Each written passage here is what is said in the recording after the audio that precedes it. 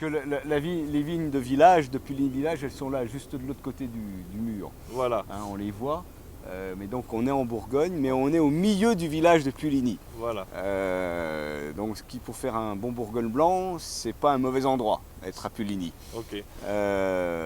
Et donc c'est une pièce un petit peu unique parce que c'est 4 hectares et demi, juste là, avec une vieille vigne, une vigne moins vieille, hein, puisqu'elle est quand même, tu vois, c'est quand même une vigne qui a 20 ans, là-bas elle a 25 ans, là, et là-bas elle a pratiquement 50 ans. Ok. Et donc qui donne un Bourgogne blanc qui est à mi-chemin entre un Bourgogne blanc et puis un Puligny village, si tu veux, vu sa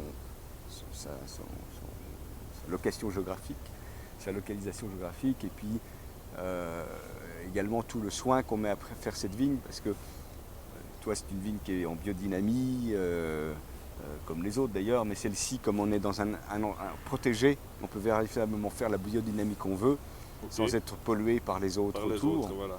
Ouais. Et on fait des rendements qui sont inférieurs, on fait des rendements qui sont proches de ce qu'on fait sur les villages, plutôt que les Bourgognes blancs, les rendements des Bourgognes blancs génériques. Mhm. Donc on fait tout pour que ce clos du château soit vraiment le clos du château de Puligny-Montrachet. Voilà. Hein. Parce qu'il a au fait presque aussi toutes les caractéristiques d'un Puligny, peut-être un peu Avec un moins. petit peu moins de profondeur, voilà.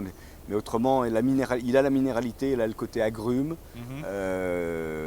il a cette précision aromatique, et on fait tout pour qu'il l'ait en tout cas. Bon, ça n'a peut-être pas la densité Mhm. d'un Un Puligny. Puligny-Montrachet, Mhm. mais c'est pas le même prix non plus, C'est pas le même prix non et plus. ça compte.